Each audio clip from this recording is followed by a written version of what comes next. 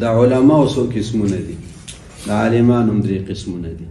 یو هغه عالمان چې د هغوی فیض د نهرونو په شانتې جاري وي، د دنیا مختلفو طرفونو ته د هغوی هغه خیر او فیض د علم روحانیت دین هغه ورسیږي د نهر په شانتې. څه عالمان داسې چې د هغوی هغه خیر او فیض چې نو هغه د هغه قرب و جوار پورې محدود دي. لکه یو تالاب چې څنګه خلک ته فایده اخلي خو د نهر غوندې فایده نه کموي. او یو هغه عالمان صاحبان دي چې هغوی کې خو خپله خشیت وي، دینداري پکې وي، تقوا هم پکې وي، خو بل چاته فایده نه رسېږي. ټیک ده که نه؟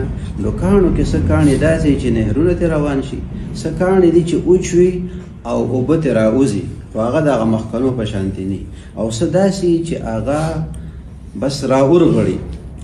دا سترګې په څو قسمه دي. یو هغه سترګې دي چې د هغې نه ډېرې اوښکې بهیږي د الله پاک د یارې د وجې نه.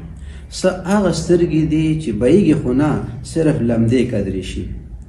او څه هغه دي چې هغه لمدېږي هم نه، هغه جړا د هغې په زړه کې وي.